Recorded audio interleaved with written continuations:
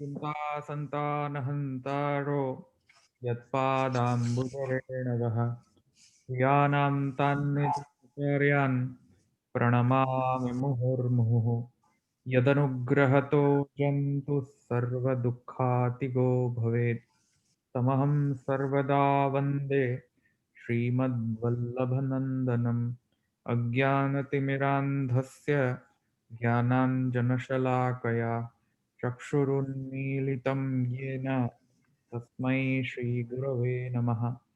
नमामि हृदये शेषे लीलाक्षिराब्धिशायिनं लक्ष्मीसहस्रलीलाभिः सेव्यमानं कलानिधिं चतुर्भिश्च स्त्रिभिस्तथा षड्भिर्विराजते योऽसौ पंचधा हृदये मम। તો આપણે ગીરધરજીમાં છે ગીરધરજીમાં આપણે ત્યાં સુધી રહ્યું કે આચાર્ય સ્વમતમ શ્રીમદાચાર્ય ચરણમ મત એ આપણે સમજ્યા. હવે આપણે બાદરાયણ મતે કર્માનુષ્યમાં આવું ત્યાંથી લેવાનું છે. હા ભલે. તો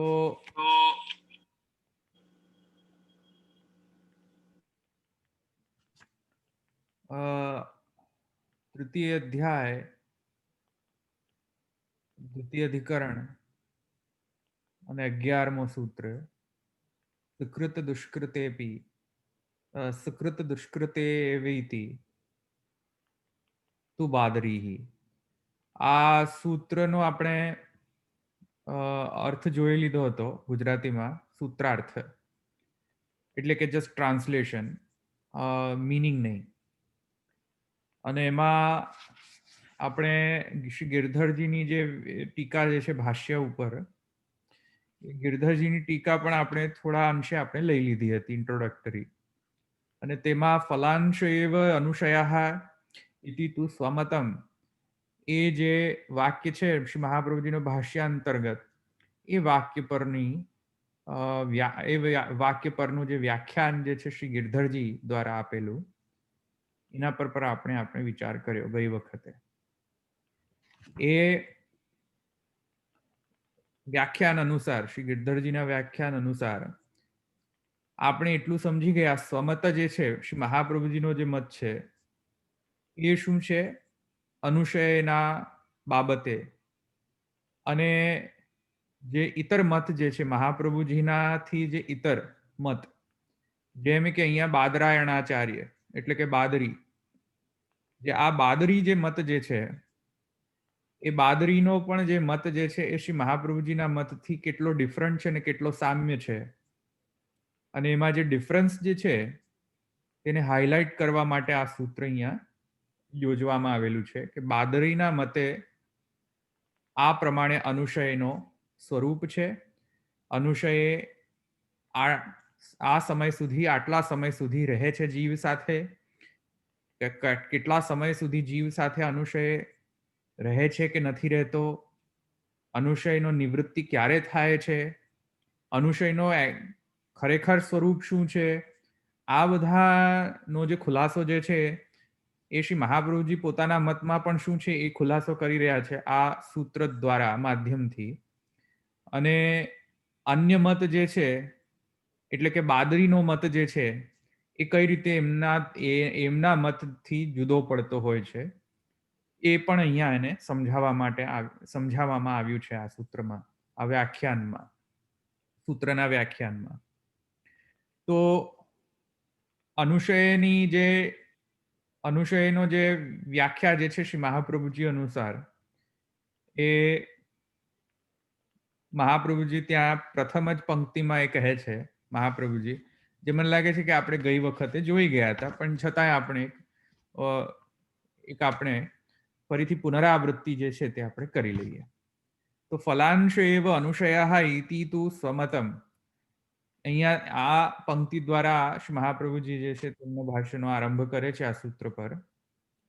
તો ફલાંશ એવ અનુશયા ઇતિ તુ સ્વમતમ, જે સ્વમતમ શબ્દ જે છે એ પોતાના મતનો બોધક શબ્દ છે. એટલે કે પોતાના મતમાં અનુશયનો સ્વરૂપ શું માનવામાં આવેલો છે અને અનુશય કેટલા સમય સુધી જીવ સાથે એટેચ્ડ રહે છે, એટલે કે અનુવૃત્તિ કરે છે. અનુશય આ જીવ સાથે કેટલા સમય સુધી રહે છે સાથે, એટલે કે અનુવૃત્તિ કેટલી છે એ અહીંયા શ્રી મહાપ્રભુજી ખુલાસો કરીને કહે છે એક જ વાક્યમાં. એ વાક્ય પરની જે વ્યાખ્યા જે છે તેમાં આપણે જોઈ ગયા. એટલે કે એક વાત સમજી લો કે સ્વમત શું છે એ અતિ આવશ્યક છે જાણવાનું, કે અનુશયનો સ્વરૂપ શું અને અનુશય કેટલા સમય સુધી જીવ સાથે રહે છે. જ્યારે સ્વમત સમજાઈ જાય ત્યારે પછી આપણે જે અન્ય મત જે છે એટલે કે બાદરીનો જે મત છે એ સમજમાં આવશે. સમજમાં આવ્યું? તો હજુ પણ એકદમ ધ્યાનથી સમજી લો આને, કે સ્વમતમાં એટલે કે શ્રી મહાપ્રભુજીના મતમાં અનુશયનો સ્વરૂપ શું છે. મહાપ્રભુજીને પ્રમાણે અનુશયની ડેફિનેશન એ છે કે કર્મ અને કર્મફલ,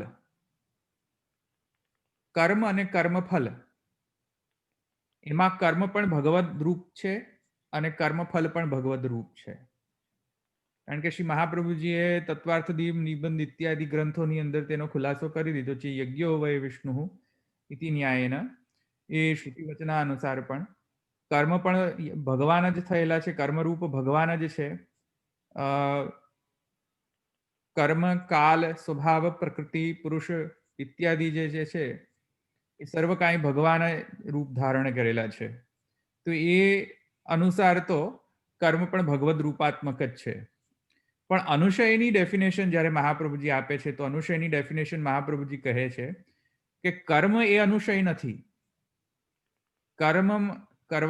કર્મ દ્વારા જે એના દ્વારા જે ફલ જે પ્રાપ્ત કરવાનું છે, જે ફલ પ્રાપ્તિ થઈ છે કર્મના દ્વારા, એ ફલને જે ભોગવવાનો જે શેષ ભોગ જે રહી ગયેલો છે જીવ સાથે, એને અમે અનુશય કહીએ છીએ. કર્મ એટલે કે અનુશય એમ નથી માનતા મહાપ્રભુજી. કર્મ અને અનુશય એ અલગ વસ્તુ છે. કર્મથી જે જનરેટેડ જે ફલ જે છે, કર્મ દ્વારા જે ફલ પ્રાપ્ત થાય છે, એ ફલ પ્રાપ્તમાં જે ભોગવવાનું જે છે ફલશેષ સામગ્રી ભોગવવાની જે બાકી રહી ગઈ છે, એને શ્રી મહાપ્રભુજી કહે છે કે આ અમારા મત પ્રમાણે આને અમે અનુશય કહીએ છીએ. આવ્યું સમજમાં? અન્ય મતમાં એવું અનુશયની ડેફિનેશન નથી ગણવામાં આવી. અન્ય મત એટલે કે અહીંયા બાદરીનો મત. તો આટલું સમજી જાઓ અનુશયનો અર્થ શું. ઈચ્છારામજી અહીંયા કહે છે, ઇતઃ પરમ ભગવદ રૂપ કર્માત્મકસ્ય ફલશેષ સામગ્રી રૂપસ્ય કિયત કાલમ અનુવૃત્તિ. તો ફલશેષ સામગ્રી રૂપ કર્મ, ફલશેષ સામગ્રી રૂપ અનુશય. તો અનુશયની ડેફિનેશન એ છે કે કર્મ નહીં, પણ કર્મ દ્વારા જે પ્રકટિત જે ફલ, એમાં પણ જે શેષ ફલ સામગ્રી એટલે કે કર્મફલ જે છે તે અમુક ભોગવાઈ ગયેલો હોય અને અમુક ભોગવવામાં બાકી રહેલો હોય, તો જે શેષ ફલ જે છે એને અમે અનુશય કહીએ છીએ. હવે આ બધી જે ચિંતા જે છે શા માટે કરવાની, શા માટે આની પંચાયત કરવાની જરૂર વગેરે વગેરે જે છે તો પૂર્વ સૂત્રમાં આપણે જોઈ ગયા કે કઈ રીતે અનુશય જે છે એ ભાગ ભજવે છે જીવના અગ્રિમ જન્મને કંટ્રોલ કરવા માટે. જે આગળના જે હવે જન્મ ભાવિ જન્મ જે થશે જીવના, એમાં પણ અનુશયનો ભાગ કેટલો બધો ઇમ્પોર્ટન્ટ છે, રોલ કેવી રીતે ભાગ ભજવે છે અનુશય, એ શ્રી મહાપ્રભુજી આ પૂર્વ સૂત્રમાં એનો ખુલાસો તો કરી લીધો છે. એટલે આપણે એની અંદર હવે જવાની આવશ્યકતા નથી કે અનુશય કેમ એટલો ઇમ્પોર્ટન્ટ છે. આવી સમજમાં? આ સૂત્ર જે છે, આ સૂત્રમાં અનુશયની વિશેષ ચર્ચા શા માટે કરવામાં આવી? તો એટલા માટે કરવામાં આવી કારણ કે અનુશયનો સ્વરૂપ શું એનો ખુલાસો કરવો એક પ્રથમ ઉદ્દેશ્ય. એ અનુશય પોતાના મતમાં કેવો છે અને અન્ય મતમાં એનો સ્વરૂપ શું માનવામાં આવ્યો છે એનો ખુલાસો કરવો દ્વિતીય ઉદ્દેશ્ય. તૃતીય ઉદ્દેશ્ય એ છે કે આ જે અનુશય સ્વમત અથવા તો અન્ય મતમાં જે માનવામાં આવ્યા છે એ કેટલા કાલ સુધી પર્યંત રહે છે જીવ સાથે, એ તૃતીય ઉદ્દેશ્ય. આ 3 ઉદ્દેશ્ય છે આ સૂત્રને દ્વારા પ્રાપ્ત કરવા. જેથી કરીને ખુલાસો થઈ જાય કે અનુશયના બાબતે સર્વ કાંઈ ખુલાસો થઈ જાય, સર્વ સંદેહ જે છે તેનો વારણ થઈ જાય અનુશયના બાબતે. તેના માટે આ સૂત્ર અહીંયા યોજવામાં આવેલો છે. અહીંયા સુધી કોઈને પ્રશ્ન છે? આપણે અનુસયને તો કર્મ સમજ્યા હતા ને પહેલાના સૂત્રમાં. કર્મ ફલ શેષ, કર્મ નહીં. અચ્છા, કર્મ સહિત અને કર્મ રહિત ને સહિત એવું નતા સમજ્યા? કર્મ ફલ શેષ, ઓકે ઓકે, કર્મ નહીં. અચ્છા. કર્મ જે કરેલા છે તેમાં હમ, ભોગવવાના છે, જે બાકી રહેલા છે હા, એ આપણે એ રીતે આપણે જોયું હતું પહેલેથી. અચ્છા. તો હવે એકચ્યુઅલી બાદરી છે, એકચ્યુઅલી ખરેખર કોણ છે, કેવી રીતના છે, ખબર ના પડી ને.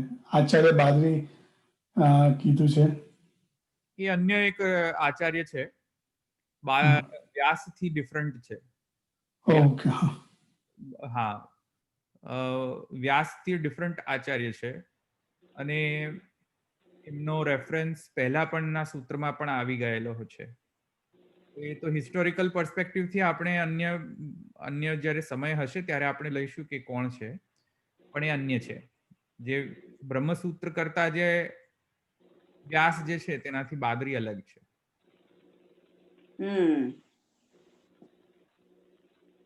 પહેલા પણ સૂત્રમાં એ બધા ઋષિઓનો વર્ણન આવી ગયેલો છે. પહેલા આપણે જયારે બ્રહ્મસૂત્રના મને લાગે છે કે પ્રથમ અધ્યાય અથવા તો દ્વિતીય અધ્યાયની અંદર એ આ અન્ય ઋષિઓનો વર્ણન આવી ગયો છે.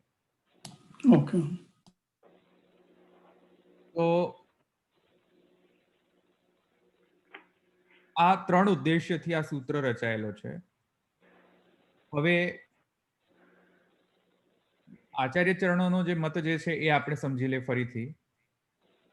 આચાર્ય ચરણોનો હવે જે પ્રથમ ઉદ્દેશ્ય હતો એ તો મેં તમને કહી દીધો કે અનુશયનો સ્વરૂપ શું, તો એ આચાર્ય ચરણોના દ્વારા જે અભિપ્રેત જે અર્થ છે મેં તમને કહ્યો.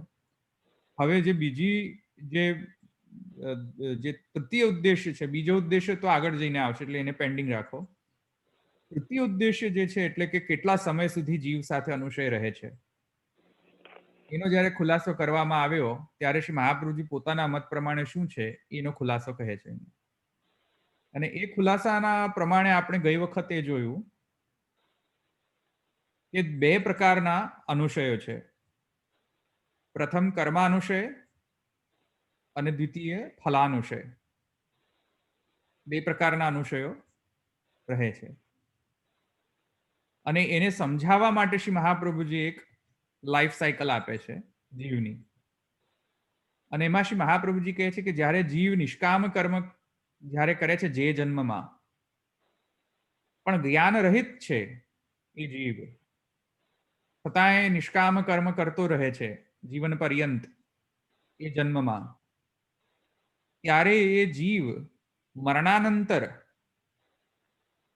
પંચાગ્નિ વિદ્યાના પ્રમાણે એના જે ઇન્દ્રિય ઇત્યાદિ જે છે તેનો સંસ્કાર થાય છે દેવો દ્વારા પંચાગ્નિ વિદ્યા અનુસાર પંચાહુતિ પ્રમાણે. સંસ્કૃત જે ઇન્દ્રિયો અને સૂક્ષ્મ ઇન્દ્રિયો વગેરે જે છે તેના દ્વારા જે પ્રાપ્ત જે નવો જન્મ જે છે એ નવા જન્મમાં એ જીવ જ્ઞાન પ્રાપ્તિ એટલે કે જ્ઞાનોપયોગી દેહ એને પ્રાપ્ત થાય છે કે જેથી કરીને તે બ્રહ્મ જ્ઞાન પ્રાપ્ત કરી શકે.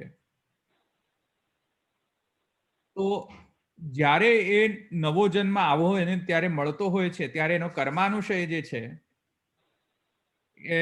એટલે કે કર્મ નિવૃત્તિ થઈ જતી હોય છે. કર્મ નિવૃત્તિ કેમ થઈ જતી હોય છે એ જન્મમાં? કેમ કે એને પૂર્વ જન્મમાં નિષ્કામ કર્મ કર્યા છે. નિષ્કામ કર્મ કર્યા હોવાના કારણે, કેમ કે નિષ્કામ કર્મ જે છે એ ફલ જનરેટ નથી કરતો. એ મેં તમને પહેલા પણ સમજાવ્યું હતું કે કોઈ પણ કર્મ જો નિષ્કામ કર્મ કરવામાં આવે તેનો ફલ જનરેટ નથી થતો. It ceases to generate the result. એટલે કે એક્શન એન્ડ રિએક્શનનો જે સિદ્ધાંત જે છે કર્મનો કોઈ પણ એક્શન લો તો એનું રિએક્શન તો આવશે જ, પણ એ સિદ્ધાંતમાં એક્સેપ્શન એ છે પણ કર્મ જો નિષ્કામ કર્મ કરી દો તમે તો પેલું રિએક્શન આવવાનું બંધ થઈ જશે. તો કર્મફલ જે ઉત્પત્તિ થવી જોઈતી હતી એ કર્મફલ ઉત્પત્તિ સીઝ થઈ જશે, પોઝ થઈ જશે, સ્ટોપ થઈ જશે, કેમ કે તેણે પૂર્વજન્મમાં એને નિષ્કામ કર્મ કર્યા હતા.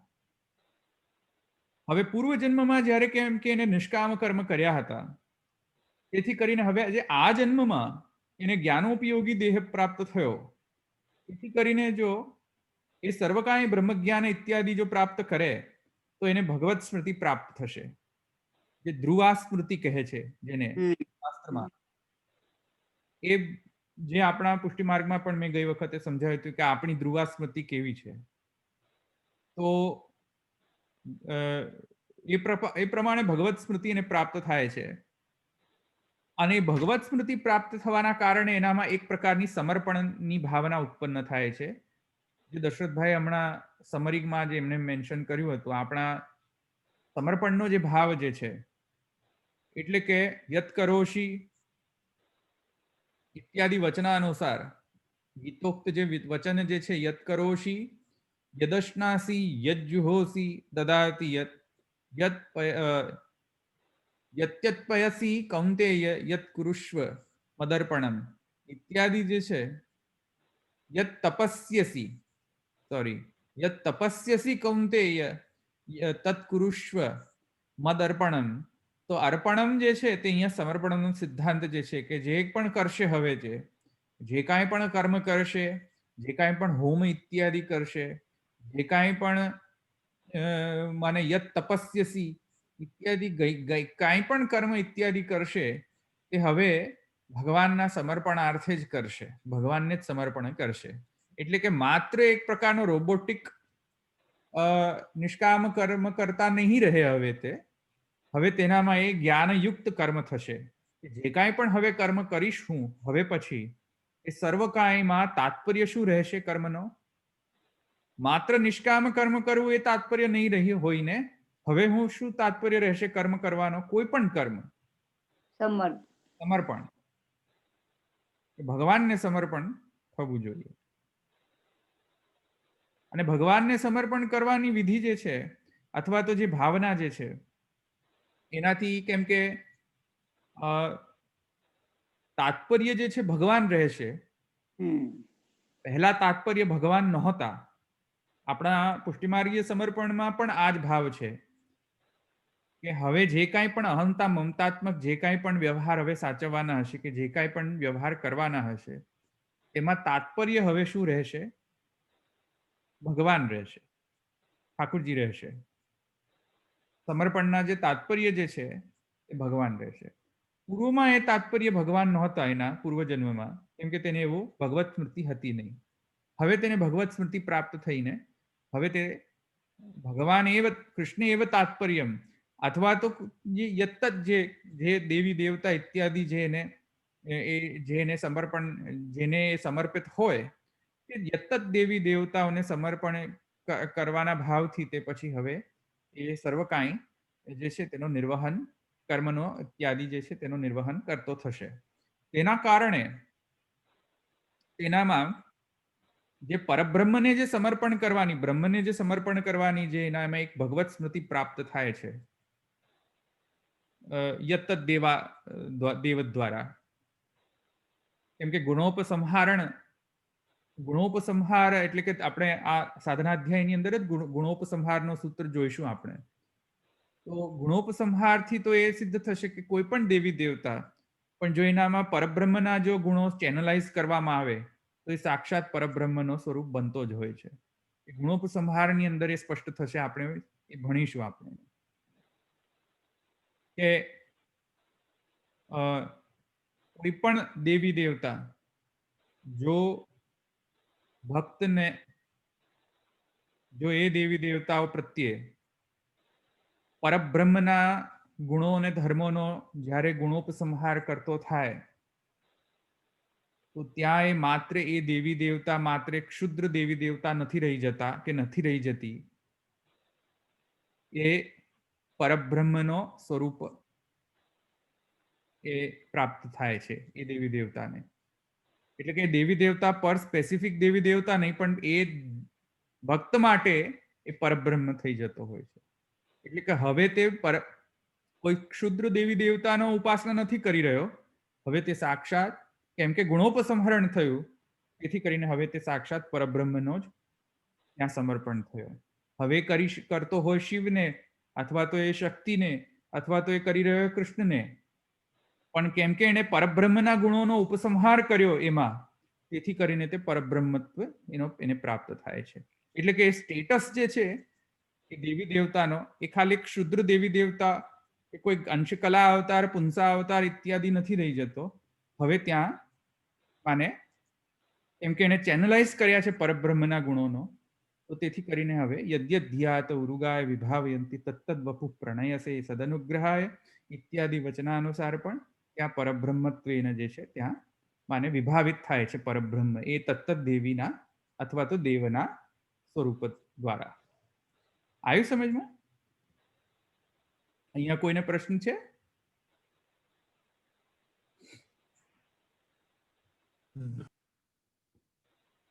ગુણોપસંહાર એટલે ઇંગ્લિશમાં to channelize. Sorry, let me just clarify. ગુણોપસંહાર એટલે કે to channelize all the characteristics of that supreme reality into that deity. સમજમાં આવ્યું? એને આપણે ગુણોપસંહાર કહીએ, ચેનલાઇઝેશન. ધવલભાઈ, હા, જે આપણે આ જોયું, એટલે મારો પ્રશ્ન એમ છે કે જેમ આપણે કહીએ છીએ કે કર્મ, જ્ઞાન ને ભક્તિ ત્રણેય માર્ગોથી પ્રભુને એટલે મેળવી શકાય, એટલે સ્ટાર્ટિંગ ફ્રોમ 3 માર્ગ થઈ રહ્યું છે. પણ આજે આપણે જોયું અનુશયથી, તો એ તો કલ્મિનેટ તો ભક્તિમાં જ થઈ રહ્યું છે, તદીયતા અને તદાશ્રયતામાં. તો કર્મની સ્વતંત્ર એનાથી નહીં થઈ શકે એમ, કારણ કે અલ્ટિમેટલી ફાઇનલ પુશ તો એને ભક્તિથી જ મળી રહ્યો છે, અને એ પણ પાછું પુષ્ટિ ભક્તિ. તો પછી આપણે પુષ્ટિ ભક્તિ તો આપણે એમ કહીએ છીએ કે પુષ્ટિ ભક્તિ જે હોય છે પ્રભુની કૃપાથી જ મળે છે. આ જીવ જે આ રીતે આવી રહ્યો છે, તો એના બેકગ્રાઉન્ડમાં તો કેટલું નિષ્કામ કર્મ બોલી રહ્યું છે, જ્ઞાન બી બોલી રહ્યું છે, અને પછી પુષ્ટિમાં પછી એ તદીયતા અને તદાશ્રય કરી રહ્યો છે. તો એનું જે ગુસાઈજી કહી રહ્યા છે, તો એ પણ એમાં એ થોડું એ થાય છે, એટલે એને કઈ રીતે સમજવું? હા, સારો પ્રશ્ન છે. એટલે કર્મમાં સ્વતંત્રેણ જ્ઞાન રાહિત્ય જો કર્મ હોય તો એનો અલગ ફલ છે. જ્ઞાન સહિત જો કર્મ કરવામાં આવે, નિષ્કામ કર્મ અને સકામ કર્મના પણ અલગ અલગ ફલ મેં તમને સમજાવ્યા છે કે કર્મ જે છે એ સકામ પણ થઈ શકે, નિષ્કામ પણ થઈ શકે. સકામ કર્મનો અલગ ફલ છે, નિષ્કામ કર્મનો અલગ ફલ છે. નિષ્કામ કર્મમાં પણ જ્ઞાન સહિત અને જ્ઞાન રહિત કર્મ એનો પણ અલગ ફલ છે. જો જ્ઞાન સહિત નિષ્કામ કર્મ કરવામાં આવે તો અંતઃકરણ શુદ્ધિ તો આમ પણ થઈ ગઈ એની નિષ્કામ કર્મના કરવાના કારણે, અને ઉપરથી એને બ્રહ્મજ્ઞાન પણ પ્રાપ્ત છે.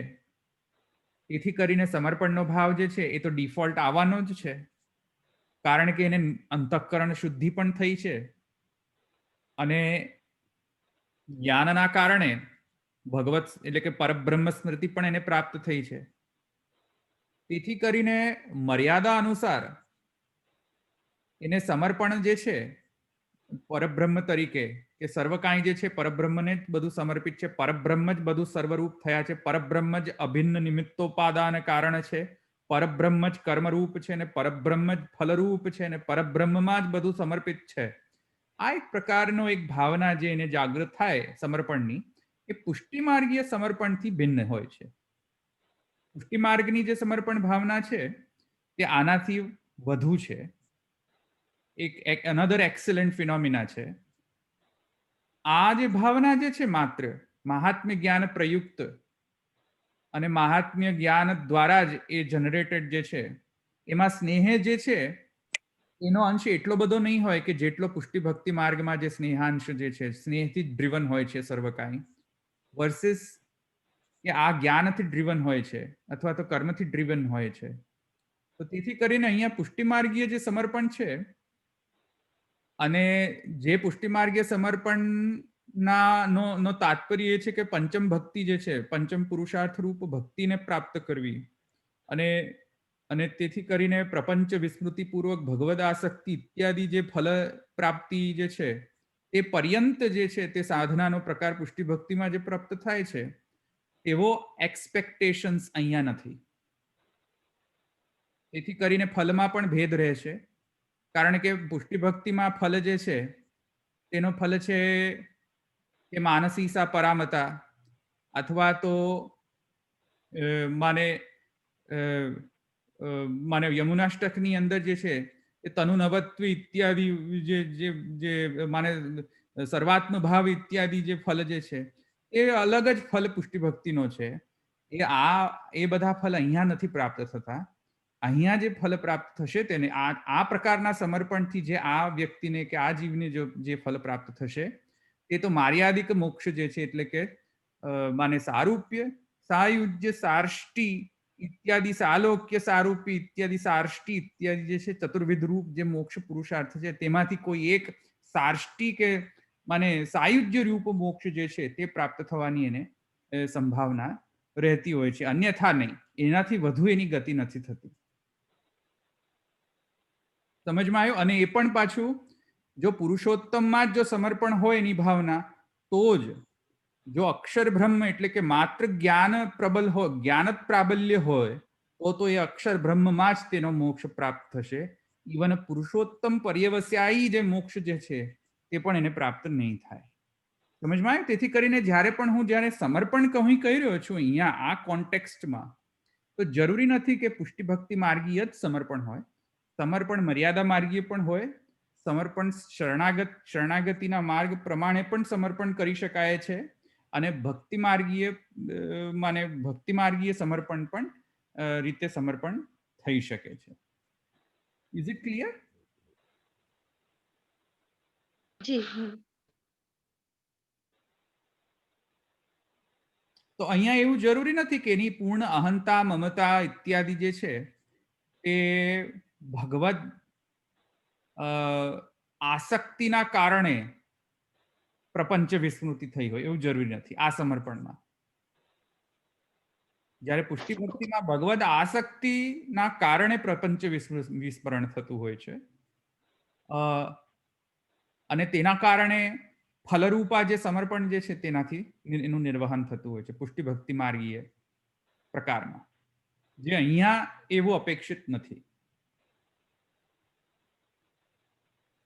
જી, એટલે કર્મ માર્ગથી સ્વતંત્રતા કે પ્રાધાન્ય આપણે કહીએ છીએ એ રીતે પણ એને અલ્ટિમેટલી જ્ઞાન અને આ સમર્પણના રૂટ પર તો જવું જ પડશે. કેમ? Yes, answer is yes. કેમ? કારણ કે ઉપનિષદ કહે છે, અને એ જે ઉપનિષદ એમ કહે છે કે જેવી રીતે રથનો જે પૈયો જે હોય છે એ પૈયામાં જે આરાઓ હોય છે તે આરાઓ જેવી રીતે સેન્ટરમાં જે પૈયાનો જે સેન્ટર જે છે, સેન્ટર ઓફ ગ્રેવિટી, એને સમર્પિત રહીને જ ચાલતો હોય છે. બધા જ આરાઓ સ્પોક્સ સેન્ટર ઓફ ગ્રેવિટીને જ સમર્પિત થઈને ચાલતા હોય છે. એવી રીતે બધી આખી સમગ્ર સૃષ્ટિ, નોટ જસ્ટ પુષ્ટિ ભક્તિ, નોટ જસ્ટ પુષ્ટિ ભક્ત, નોટ જસ્ટ મર્યાદા ભક્ત, નોટ ઇવન જસ્ટ પરવાહી, everything and everybody in a way બ્રહ્મને સમર્પિત જ છે. ઉપનિષદ કહે છે. સમજમાં આવે ને? ઉપનિષદ સ્વયં કહે છે તમે માનો કે ન માનો, પ્રવાહી તો નહીં જ માને, મર્યાદા થોડુંક અંશે માનશે, તમે માનો કે ન માનો બધું જ સમર્પિત છે પરબ્રહ્મને. તમે એક્સેપ્ટ કરો કે ના કરો, બધા જ જડ સૃષ્ટિ, સૃષ્ટિ, બધી જ પ્રકારની સૃષ્ટિઓ સમગ્ર જગત પરબ્રહ્મને જ સમર્પિત છે બાય ડિફોલ્ટ. એથી કરીને શું છે, તમારો આન્સર આપું છું હવે. એથી કરીને કર્મ માર્ગ હોય કે જ્ઞાન માર્ગ હોય, અલ્ટિમેટલી એ રિયલાઇઝેશન પર જો એ ન પહોંચી શકતો હોય કર્મ કરીને અથવા તો જ્ઞાન લઈને, કે માને સૈવ અધસ્તાદ સૈવ પુરસ્તાદ સ ઉપરિષ્ટાદ સ અધસ્તાદ પ્રકારનો તદાદેશ અથવા અહંકારાદેશ એને જો પ્રાપ્ત જ ન થતો હોય જ્ઞાન માર્ગ દ્વારા, અથવા તો કર્મ માર્ગથી એને એ પણ ખ્યાલ ન રહેતું હોય કે જે હોમ કરી રહ્યો છે, જે યજ્ઞ છે, જે હોતા જે છે, જે કર્મ છે, જે કર્તા જે છે, જે દેવ છે, જે મંત્ર છે, આ બધું જ પરબ્રહ્મ બન્યો છે. એ પણ જો જ્ઞાન એને પ્રાપ્ત ન થાય, સમર્પણ, આ સમર્પણનો જ્ઞાન છે બાય ધ વે, એ બધું જ સમર્પિત છે પરબ્રહ્મને જ, કારણ કે પરબ્રહ્મ જ બધું થયો છે. કર્મની બધી સામગ્રી જે છે કર્મકાંડની, એ બધી જ સામગ્રી હું રોબોટની જેમ ફોલો કરતો હતો રૂલ્સ, પણ જ્યારે મને જ્ઞાન પ્રાપ્ત થયું પરબ્રહ્મનું, બ્રહ્મ જ્ઞાન પ્રાપ્ત થયું, ત્યારે મને સમજમાં આવ્યું કે આ તો બધું બ્રહ્મ જ થયો છે. તો એ સમર્પણની ભાવના તો રિક્વાયર્ડ છે ને, એટલીસ્ટ મિનિમમ. તો એ મિનિમમ રિક્વાયરમેન્ટ જે છે ઉપનિષદમાં કહેલી, એ એને સેલ્ફ રિયલાઇઝેશન જ્યાં સુધી ન થાય ત્યાં સુધી તો મોક્ષ મળે નહીં, કેમ કે અભિવ્યક્તિ થાય નહીં પરબ્રહ્મની એ તત્ત સાધનો દ્વારા. તો એ એચીવ કરવા માટે કર્મ જ્ઞાન અથવા તો કર્મ જ્ઞાન સાથે સમ્યક રૂપેણ એ ભાવના પર એને લક્ષ્ય હોય છે કે સમર્પિત છે કે નહીં, અને એ સમર્પણની એની ભાવના જે છે એ પોતે પણ રિયલાઇઝ કરે છે કે નહીં, સેલ્ફ રિયલાઇઝેશન એના પર આધારિત છે.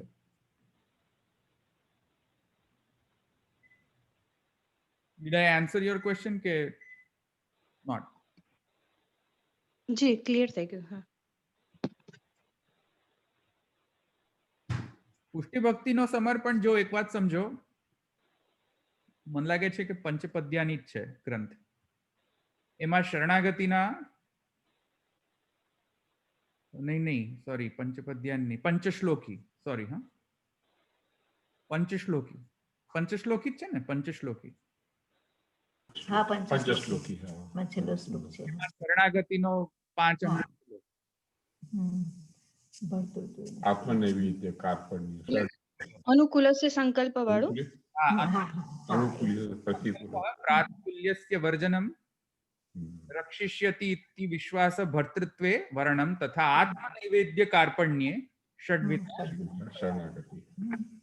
તો શરણાગતિમાં પણ આત્મનિવેદન છે કે નહીં? આત્મનૈવેદ્ય કાર્પણ્ય ષડ્વિધા શરણાગતિ. શરણાગતિમાં પણ આત્મનિવેદન છે, ભક્તિમાં પણ આત્મનિવેદન છે, જ્ઞાન માર્ગમાં પણ આત્મનિવેદન છે, કર્મ માર્ગમાં પણ આત્મનિવેદન છે. સમજમાં? પણ આત્મનિવેદનનો સ્વરૂપ થોડો જુદો પડે છે ભક્તિ માર્ગમાં. શરણાગતિમાં પણ આત્મનિવેદન છે, આત્મનૈવેદ્ય કાર્પણ્ય. ભગવાનને હું બધું સમર્પિત કરું છું, એવી તો આત્મનિવેદનની ભાવના શરણાગતિમાં પણ એક્સપેક્ટેશન છે એની. આવ્યું ને સમજમાં? પણ ભક્તિ માર્ગીય સમર્પણ અલગ છે, કેમ કે ભગવદ આસક્તિથી જનરેટેડ છે તે. આવ્યું ને સમજમાં? ધ ડ્રાઇવિંગ ફોર્સ ઓફ ભક્તિ માર્ગીય આત્મસમર્પણ ઇઝ ધ નિષ્કામ નિરુપધિ ભગવત સ્નેહ અને આસક્તિ. આ પંચમ પુરુષાર્થ રૂપ જે ભક્તિ છે એ ડ્રાઇવિંગ ફોર્સ રહે છે ધર્માર્થ કામ મોક્ષમાં. તો ભક્તિ માર્ગમાં આ એક વિલક્ષણતા છે, જે કર્મ માર્ગીય સમર્પણ એવો નથી હોતો, જ્ઞાન માર્ગીય સમર્પણ પણ એવો નથી હોતો. એ ભક્તિ માર્ગીય સમર્પણમાં જ પોસિબલ છે. સમર્પણ શબ્દમાં પણ સમર્પણના સ્વરૂપમાં પણ ભિન્ન સમર્પણ માર્ગ પ્રમાણે ભિન્ન ભિન્ન હોય છે, સ્વરૂપ બદલાતો રહે.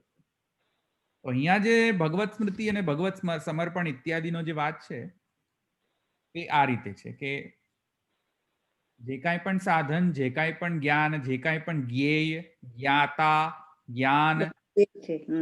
છે, અથવા તો કર્મ, કર્તા અને કર્મફલ નો ત્રૈવિધ્ય, એ બધી દ્વૈત નથી. અલ્ટિમેટલી એ જ પરબ્રહ્મ જ્ઞાતા બન્યો છે ને એ જ પરબ્રહ્મ જ્ઞેય બન્યો છે ને એ જ પરબ્રહ્મ જ્ઞાન બન્યો છે. એવી જ રીતે કર્મમાં અલ્ટિમેટલી તો એ જ યજ્ઞરૂપ બન્યો છે, અલ્ટિમેટલી એ જ કર્તા રૂપ બન્યો છે અને અલ્ટિમેટલી એ જ કર્મરૂપ બન્યો છે. તો એ રીતે સમર્પણની ભાવના ત્યાં એ લોકોમાં, એ માર્ગમાં જે છે તે રહેતી હોય છે. ભગવત સ્નેહ રૂપા મેં તમને ભક્તિ માર્તંડમાં એ મેં તમને સમજાવ્યું હતું. ભક્તિ માર્તંડમાં મેં તમને વિલક્ષણતા સમજાવી હતી કે ભગવત સ્નેહથી જો જનરેટેડ હોય એવો સમર્પણ, તો પછી એ ભગવત આસક્તિના કારણે સમર્પણ ડ્રાઈવ થતું હોય તો એ ભક્તિ માર્ગીય સમર્પણ છે.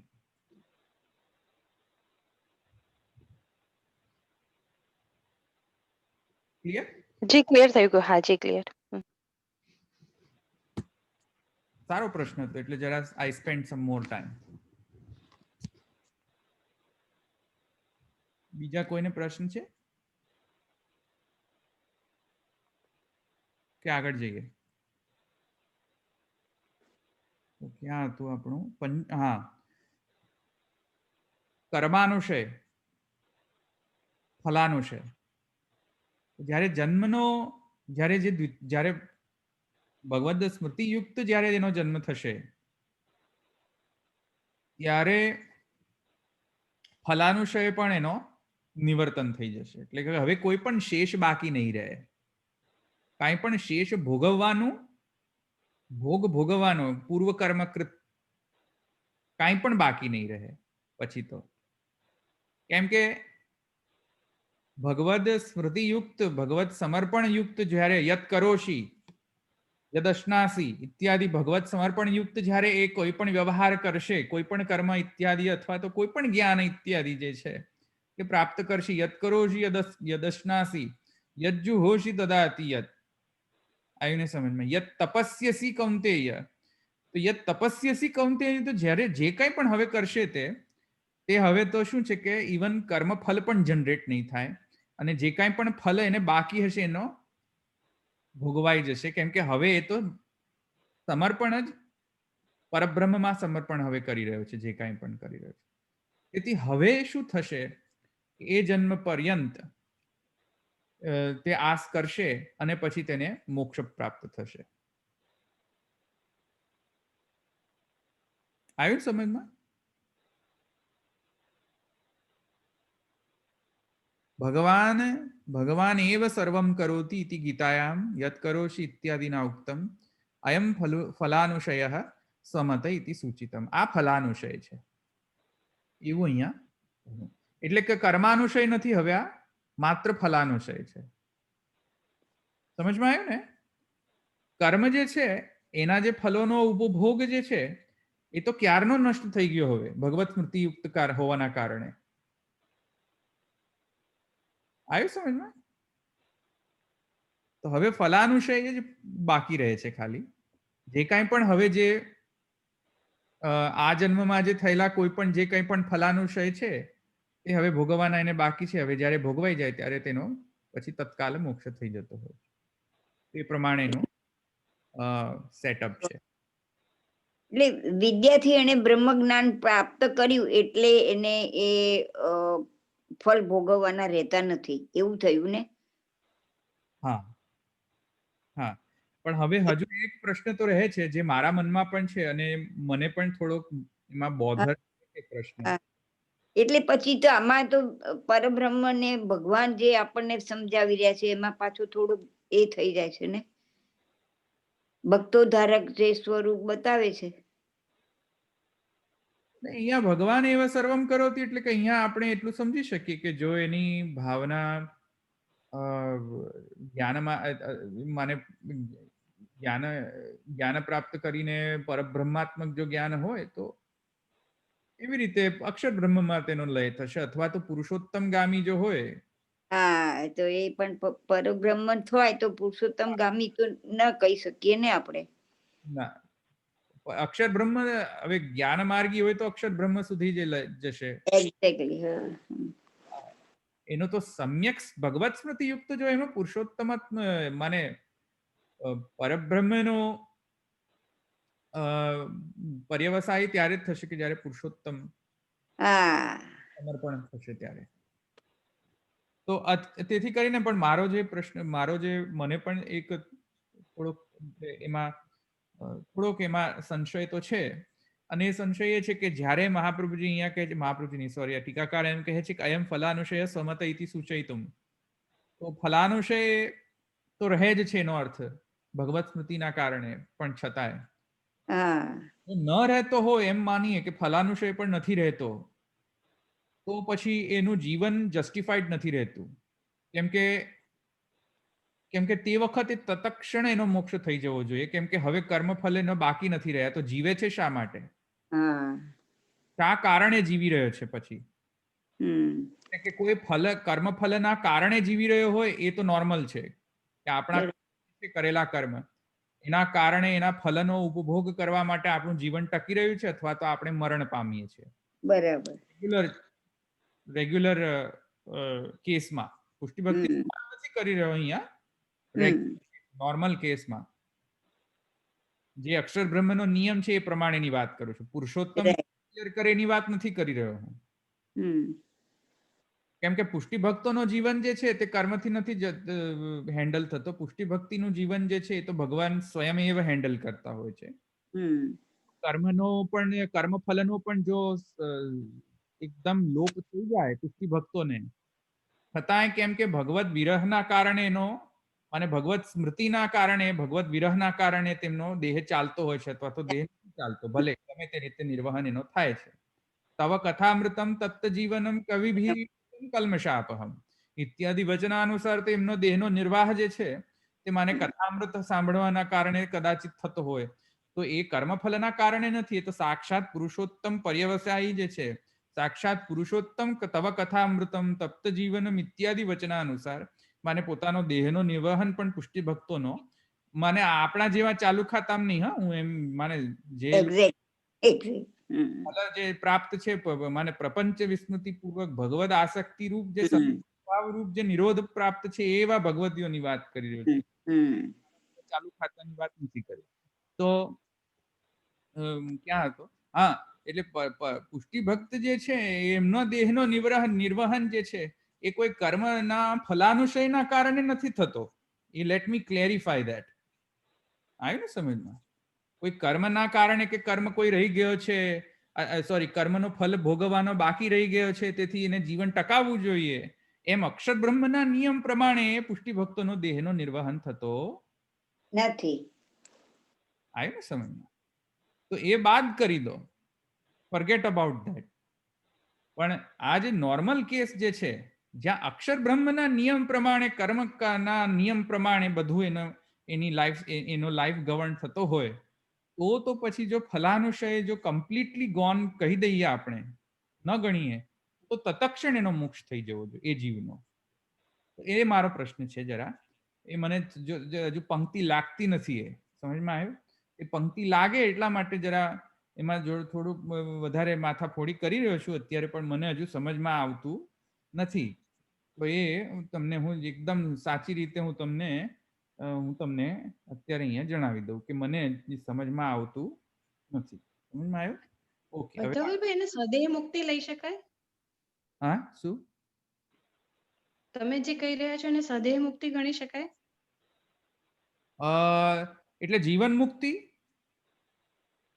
જી. જીવન મુક્તોનો પણ ભગવાન દ્વારા જ દેહ ટકતો હોય છે પાછો. કર્મ દ્વારા તો મને સમજમાં નથી આવતું કઈ રીતે જીવન મુક્ત પણ દેહ ટકે, શુદ્ધ કર્મના નિયમ પ્રમાણે તો.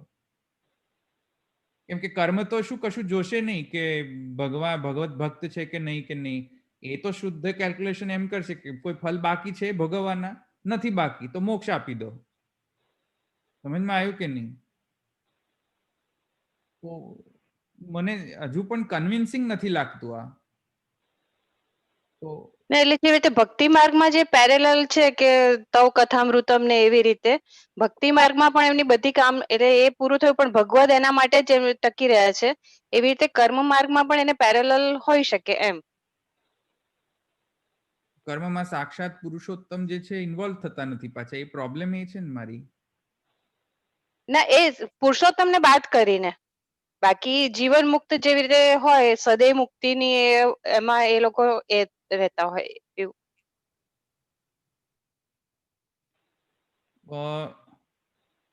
બની શકે, નોટ શ્યોર, બની શકે, હોઈ શકે એવું. કે કારણ કે એમના દેહને ટકાવવા માટે જો ફલાનુશય કમ્પ્લીટલી ઝીરો માનીએ તો દેહ ટકી કેમ રહ્યો છે એ જરા પ્રશ્ન છે. દેહ જ ટકવો ન જોઈએ ને એમનો. કદાચ એવું હશે, મને એમાં થોડું વધારે સ્ટડી નથી કર્યો એમાં કે કેમ કેવી રીતે હોઈ શકે, પણ હોઈ શકે. બીજાને કોઈ કેવું છે કઈ? કોઈને એવી પૂર્ણા થતી હોય કોઈકને?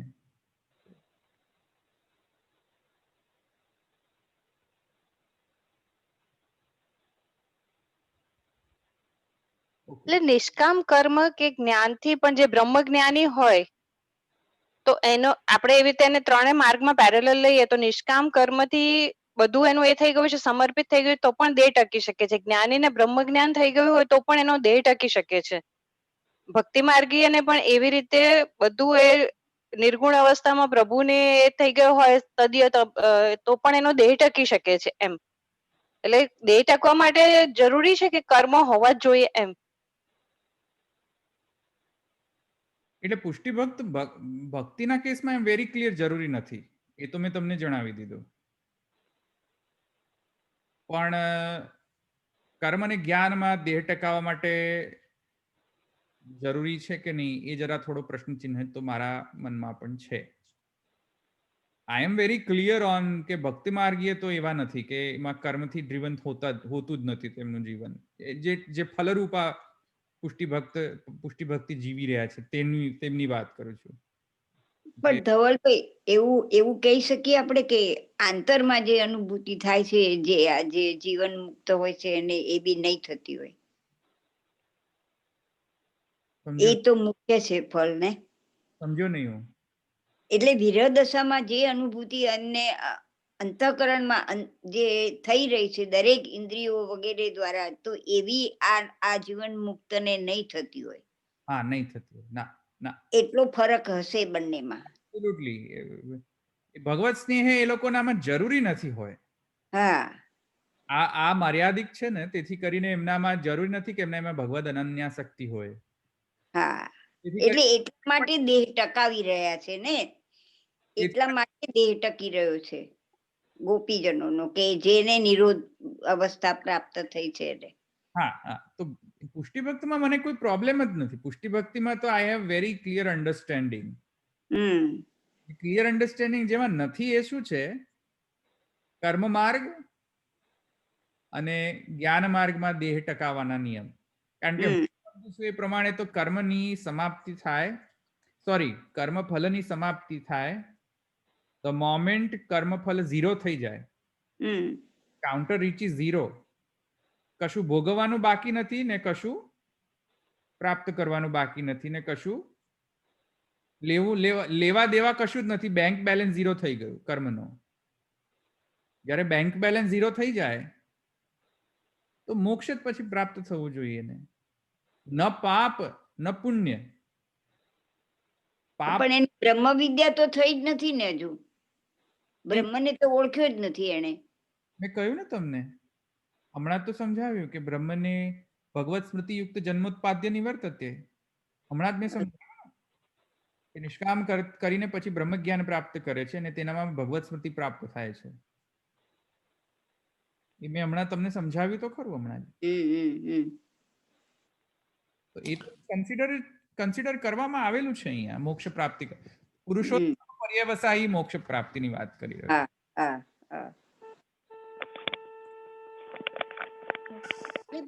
જે ગીતાજીમાં વાક્ય છે ને પ્રભુ ઠાકોરજીનું જ કે મારે કઈ કર્મ કરવાનું નથી, મારે કર્મથી કઈ મેળવવાનું નથી, છતાં હું લોકોના એના માટે જ કર્મ કરું છું.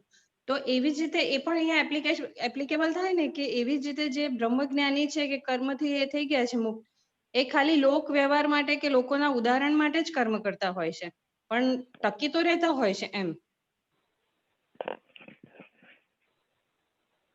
ભગવત કૃપાના કારણે ટકતું હોય તો મને કઈ વાંધો નથી. Then everything is explained. કર્મનો નિયમ પછી એમાં શું છે પ્રોબ્લેમ કે ત્યાં ભગવાનનો ઇન્ટરફિયરન્સ કેટલો છે આવા લોકોને, એ પાછું વિચારણીય વસ્તુ છે. કેમ કે ભક્તિ માર્ગે જીવો અને પુષ્ટિ પ્રવાહ મર્યાદાની અંદર તો શ્રી મહાપ્રભુજી ક્લેરિફાય કર્યું છે કે પુષ્ટિ જીવોનો જે કંટ્રોલ જે છે તે તો સાક્ષાત ભગવાનના સ્વરૂપ દ્વારા થાય છે. સાક્ષાત ભગવાન જ એને કંટ્રોલ કરે છે. અને પ્રવાહમાં શું થાય છે કે અક્ષર બ્રહ્મનો જે નિયમ છે, પ્રકૃતિ પુરુષ કર્મકાલ સ્વભાવ, આના ઇન્ટરેક્શન થી ચાલતું રહે છે. એમાં ભગવાનને ઇન્ટરફિયર કરવાની કોઈ જરૂર નથી. અને મર્યાદા જીવોમાં કંટ્રોલિંગ ફેક્ટર છે વેદ. વેદમાં જેમ કહ્યું હોય એવું જ પ્રમાણે થવું જોઈએ. વેદમાં એમ કહ્યું હોય કે તમે આ કર્મ કર્યા છે, ઠીક છે, આ પ્રમાણે એમનો તમને ફલ મળશે. વેદમાં જો કહ્યું હોય કે તમારા કર્મ 0 થઈ ગયા છે તો તમને મોક્ષ મળશે, તો મળશે જ. પછી એમાં વેદમાં જે રૂલ્સ લખ્યા છે એ પ્રમાણે થશે. તો મારો પ્રશ્ન એ છે કે જો આવા જીવો મર્યાદામાં જો ગણીએ, આપણે મર્યાદામાં જ ગણાશે અને પુષ્ટિમાં તો ગણી નહીં શકાય, તો પછી વેદના નિયમ પ્રમાણે જ એમની મુક્તિ થશે. એમાં ભગવાનનો કોઈ ઇન્ટરફિયરન્સ તો રહેતો નથી. બહુ સાક્ષાત ઇન્ટરફિયરન્સ જે પુષ્ટિમાં છે, સાક્ષાત ઇન્ટરફિયરન્સ. એવો મર્યાદામાં સાક્ષાત ડાયરેક્ટ ઇન્વોલ્વમેન્ટ હોતું નથી ભગવાનનું. તો પછી કર્મનો 0 થતાની સાથે જ એનો તત્ક્ષણ મોક્ષ થઈ જવો જોઈએ, as per Ved, as per the rules of karma. એ મારો પ્રશ્ન. અને કદાચ થતો હોય, કદાચ આનો અર્થ એ જ નીકળતો હોય, મને ખ્યાલ નથી, પણ ફલાનુશય અને કર્માનુશયમાં થોડોક તો હજુ પણ એ ડાઉટ છે મને. સમજમાં આવ્યું? તો અંતર્ગૃહ કરતા ગોપીજનો જે પાપ પુણ્ય એક સમય ભોગવાઈ ગયા, તો એમને કઈ રીતે લેવા? નહીં, એ તો પુષ્ટિમાં જ આવશે. પુષ્ટિમાર્ગમાં એ તો પુષ્ટિમાં જ આવશે. એ આપણે વિષય જ નથી અત્યારે. એટલે તો આ અનન્ય ભક્તિને પણ ઘણી વખતે જ્ઞાન તરીકે વર્ણવવામાં આવે છે, એ કેવી રીતના સમજાય? એ કહી શકાય આપણે ગીતાજીમાં બતાવે છે એમાં? સમજો નહીં. એટલે અનન્ય ભગવત ભક્તિને પણ, એટલે મય ચાનન્ય યોગ્ય ભક્તિ અવ્યભિચારીની, એમાં બતાવે છે કે ભગવત ભક્તિને પણ ઘણી વખત જ્ઞાન તરીકે વર્ણવવામાં આવે છે. ભગવત ભક્તિને જ્ઞાન તરીકે વર્ણવવામાં આવે છે. એનો અર્થ શું કરો છો? એ મને અર્થ કરો એનો. કઈ રીતે સમજવું એને? ભગવત ભક્તિને જ્ઞાન તરીકે કઈ રીતે સમજવું?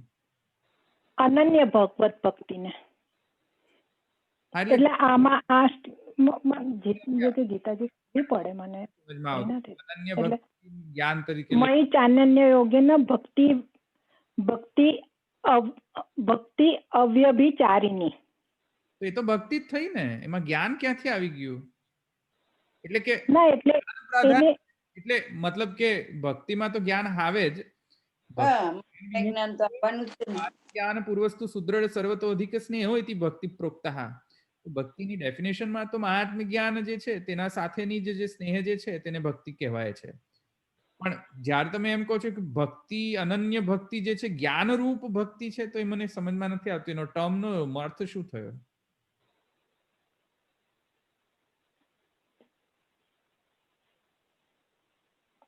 એટલે ટર્મ નથી સમજમાં આવી, એમ કહી રહ્યો છું. મને પ્રશ્ન સમજમાં નહીં આવ્યો મને. એમાં એટલે આ આપણે 13મા અધ્યાયમાં એમાં જો કે મારી પાસે નથી અત્યારે ગીતાજી ઉપલબ્ધ થાય એટલે સમજાવી દો ને, મને વાંધો નથી. You explain me. હા, બહુ યાન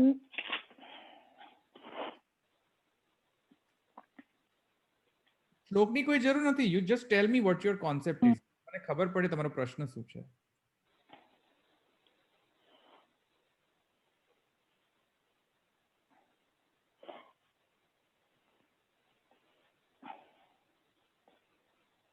ના, એટલે ખાલી એટલો જ પ્રશ્ન હતો કે અનન્ય ભગવત ભક્તિને પણ ઘણી વખતે જ્ઞાન તરીકે વર્ણવવામાં આવે છે, તો એ કહી શકાય એમ? એટલો જ પ્રશ્ન હતો મારો. એટલે ભક્તિને જ્ઞાન તરીકે કહી શકાય કે નહીં, એ કે શું પ્રશ્ન સમજ?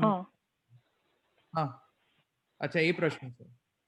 હા, એને જ્ઞાન તરીકે કરે તો આ તો એવી રીતેનું હશે કે એકદમ ઉત્કૃષ્ટ વસ્તુને નિકૃષ્ટ તરીકે વર્ણન કર્યો એવું થઈ જશે આ તો. એટલે એવું તો ન થવું જોઈએ મારા હિસાબથી, કે કોઈ ઉત્કૃષ્ટ વસ્તુ હોય એને તમે એનાથી નીચેની કોટીથી એનો ડિસ્ક્રાઇબ કરો એને, કેમ કે અનન્ય પણ છે પાછો અને ભક્ત પણ છે, તો પછી it will not do justice to just call that him as a જ્ઞાન only. કારણ કે ભક્તિ બધું ભક્તિ સર્વગ્રાહિકા છે. કર્મને પણ ગ્રહણ કરી લેતી હોય છે અને જ્ઞાનને પણ ગ્રહણ કરી લેતી હોય છે. ભક્તિ કલ્પદ્રુમવત છે, તો એ તો સર્વગ્રાહી છે. કારણ કે સ્નેહથી મને ભગવત આસક્તિ જે છે એના દ્વારા કર્મ કંટ્રોલ થતો, જ્ઞાન પણ એનાથી જ કંટ્રોલ થતો હોય છે, ભક્તિ દ્વારા જ. પર્સપેક્ટિવથી તો ભક્તિ જ કહેવી જોઈએ પછી, ને જ્ઞાનથી ડિગ્રેડ ન કરી દેવી જોઈએ, એવું કહી રહ્યો છું. મને ખ્યાલ નથી આવ્યો છે, એટલે કે I don't think so we can call that way.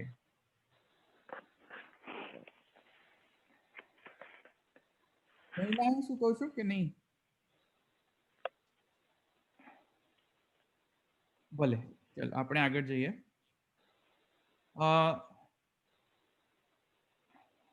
તો આ તદનંતરમ ભગવાન એવ સર્વમ કરોતિ ઇતિ ગીતાયામ ઇત્યાદિના ઉક્તમ અયમ ફલાનુશયઃ સ્વમત ઇતિ સૂચયતિ. આ પંક્તિમાં મને ડાઉટ હતો, એટલે એ પંક્તિ નથી લાગતી મને. અચ્છા, હવે આગળ છે કે ફલાંશ એવ ઇતિ સ્વમતમ શ્રીમદ આચાર્ય ચરણાનામ મતમ. આ તો મેં તમને મત મહાપ્રભુને સમજાવ્યું. અચ્છા, હવે જો બાદરી જે છે શું કહે છે, એક જ શોર્ટ ડિસ્ક્રિપ્શન આપું છું, પછી એના ઉપર આપણે બિલ્ડઅપ કરીશું. મહાપ્રભુજી આમ કહે છે, સમજમાં આવ્યું ને? મહાપ્રભુજીનો લાઈફ સાયકલ જે છે કર્માનુશય અને ફલાનુશયનો. હવે બાદરી શું કહે છે જુઓ. બાદરી બિલીવ્સ ઇન અંત સંયોગ પક્ષ. અંત સંયોગ પક્ષ કહેવાય એને. અંત સંયોગ પક્ષ, થિયરી ઓફ અંત સંયોગ. બાદરી એ શું કહે છે થિયરીમાં કે કર્મ જે છે અનુશયનો પ્રથમ અર્થ જે છે કર્મ ફલ શેષ નહીં. બાદરીના પ્રમાણે અનુશયનો અર્થ છે કર્મ, જસ્ટ ખાલી કર્મ. સમજમાં આવ્યું? કર્મ, નોટ ફલ શેષ, જસ્ટ પ્લેન સિમ્પલ કર્મ. બાદરીનો અનુશયની ડેફિનેશન. અને એ પછી એ શું કહે છે કે મોક્ષ પર્યંત અનુશય રહે છે, એટલે કે મોક્ષ પર્યંત કર્મનો સંબંધ જીવ સાથે રહે જ છે. મોક્ષ પર્યંત, મોક્ષ પ્રાપ્ત ના થાય ત્યાં સુધી કર્મ એની સાથે એટેચ્ડ જ રહે છે. આપણે શું કહીએ છીએ કે કર્મ નહીં, કર્મ ફલ શેષ જે છે એ નિવૃત્ત થઈ જતો હોય છે, પછી મોક્ષ પ્રાપ્ત થતો હોય છે. બાદરી શું કહે છે કે નહીં નહીં, કર્મનો એટેચમેન્ટ ઓલવેઝ રહેતો હોય છે મોક્ષ પર્યંત, અનલેસ હી ગેટ્સ મોક્ષ. અને મોક્ષ પ્રાપ્તિ પછી એને કર્મની માને ભગવદ અભિવ્યક્તિ થાય છે. એને મોક્ષ પ્રાપ્તિ અનંતર, મોક્ષ પ્રાપ્તિ અનંતર જે યજ્ઞો વય વિષ્ણુ ઇત્યાદિ જે છે ને, જે ભગવદ અભિવ્યક્તિ, કે બધું કર્મ જે છે હવે વિષ્ણુવત એને લાગશે, એ મોક્ષ પર્યંત, મોક્ષ પશ્ચાત, મોક્ષ પ્રાપ્તિ પછી ભગવાનની અભિવ્યક્તિ થાય છે, એમ કહે છે બાદરી. તો મહાપ્રભુજી એનાથી અગ્રી નથી કરતા એમ. મહાપ્રભુજી એનાથી અગ્રી નથી કરતા. અંત સંયોગ પક્ષથી અગ્રી નથી કરતા. અંત સંયોગ પક્ષ એટલે કે અંત સમય સુધી, મોક્ષ પ્રાપ્ત સમય સુધી કર્મ જીવ સાથે એટેચ્ડ જ રહે છે ને રહે જ છે. એને અંત સંયોગ પક્ષ કહેવાય. Mahaprabhuji doesn't believe that. Mahaprabhuji believes કે કર્મ નહીં, કર્મ ફલનો સંયોગ રહે છે. કર્મ તો ક્યારનો નિવર્તન થઈ જતો હોય છે, કેમ કે એને નિષ્કામ કર્મ કર્યા.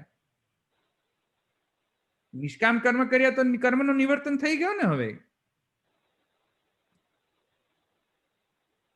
તો નિષ્કામ કર્મ કરવાના કારણે કર્મનો ફલ પણ જનરેટ નહીં થાય, કર્મનો ફલ પણ જનરેટ નહીં થાય, પછી ફલાનુશય પણ જતો રહેશે ને પછી એને મોક્ષ પ્રાપ્ત થઈ જશે. તો બાદરી આ પ્રમાણે કહે છે કે નહીં, કર્મ તો છેલ્લે સુધી જ રહેતો હોય છે, છેલ્લે સુધી. એ અહીંયા બાદરીનો અંત સંયોગ પક્ષ છે, બાદરીનો. એમાં થોડું હજુ પણ મતલબ હજુ પણ થોડો સંશય તો રહે જ છે ફલાનુશય, કેમ કે મારો પેલો ફલાનુશયનો જે પ્રશ્ન જે છે હજુ પણ એ તો અનઆન્સર્ડ રહે છે હજુ સુધી. જેથી કરીને હજુ પણ શું છે કે એ ક્લિયર નથી થતું. હજુ પણ જે ડિફરન્સ આવવો જોઈએ, જે ક્લેરિટી આવવી જોઈએ, તે હજુ પણ ક્લેરિટી આવતી નથી.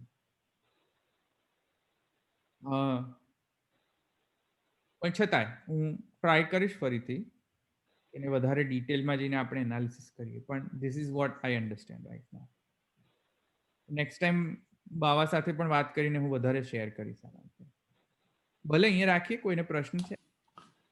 ધવલભાઈ, આપણે આમાં કીધું કે એકચ્યુઅલી જે આજે કર્મ માર્ગમાં આપણે જોયું કે ભગવદ આસક્તિ નથી, પણ એવું કેવી રીતના હોઈ શકે? કેમ કે આપણે લખ્યું કે ભગવત સ્મૃતિ યુક્ત જન્મ થશે ત્યારે, એટલે પછી એ નિષ્કામ કર્મ કરશે, તો એટલે કર્મમાં તો આસક્તિ છે નહીં, તો પછી એને ભગવદ આસક્તિ થઈ જશે ને? ભગવદ આસક્તિ જરૂરી નથી ને. એમાં સમર્પણ અને આસક્તિ અલગ ફિનોમિના છે. મેં તમને શરણાગતિમાં પણ સમર્પણનો ભાવ સમજાવ્યો હતો, રાઈટ? શરણાગતિમાં સમર્પણનો ભાવ અને ભક્તિમાં સમર્પણનો ભાવ અલગ હોય છે, ભિન્ન હોય છે. એવી રીતે શરણાગતિ અને અનન્યાસક્તિ જે છે એને આપણે એક કહી ન શકીએ. સ્વરૂપતઃ એ એક ન કહી શકીએ આપણે. જે સમર્પણ છે એનો અર્થ હંમેશા એ અનન્યાસક્ત જ હશે એવું જરૂરી. જેમાં આપણે અત્યારે પણ કેસમાં જોઈ શકીએ છીએ. આપણે, તમે એક્સપેરિમેન્ટ કરીને જો, તમે સમર્પિત છો કે નથી ડિસાઈડ કરો, અને જો છો તો અનન્યાસક્ત છો કે કોઈ કહેલું છે તેથી સમર્પિત છો? એ તો ટાઈમ, એટલે એ તો કેટલા અંતરે આવશે, એટલે એ ફર્સ્ટ ટાઈમથી તો શક્ય નથી ને. કેટલા, હા, એટલે મારો કહેવાનો અર્થ છે કે કોઈ કહ્યું છે, કેમ કે ષોડશ ગ્રંથમાં કહ્યું છે કે મને સર્વમ કુર્યાદિતિ સ્થિતિ, મને સર્વનું સમર્પણ કરવું જોઈએ, એથી સમર્પણ કરો છો કે અનન્યાસક્તિના કારણે સમર્પણ કરો છો? શરૂઆતમાં તો મહાત્મા જ્ઞાનથી આગળ વધીશું તો પાછળથી લાગશે કે આસક્તિ વધશે પછી. એક્ઝેક્ટલી. એ આ જન્મમાં કેટલાય જન્મે થશે તો. એક્ઝેક્ટલી. એટલે જરૂરી નથી ને કે જે સમર્પિત છે, જે સમર્પિત જીવન જીવી રહ્યો છે હંમેશા અનન્યાસક્ત જ હશે, એવું જરૂરી નથી ને. આપણે બધા એવા લાઈવ એક્ઝામ્પલ્સ છે ને આપણે. હા હું તો લાઈવ એક્ઝામ્પલ છું કે જે પણ ટાઈની 1% બીટ હું સમર્પણ જે કે 100% તો હું સમર્પણ નથી કર્યો. તો હું આજે અહીંયા મેં હુડી પહેરી છે એનું સમર્પણ કર્યો નથી કર્યો. આ લાંબા વાળ એનો સમર્પણ કર્યો નથી કર્યો. તો સમર્પણનો મતલબ એટલે કે કાપી કાપીને ઠાકોરજીને સમર્પિત કરો ને એ નહીં. હા, પછી કોઈ એવું ના સમજી લે કે કાપો હવે વાળ બાલાજી તિરુપતિ બાલાજીની જેમ વાળ કાપો ને પછી ભગવાનને સમર્પણ કરો, લો મારા વાળ. એ નહીં સમર્પણ.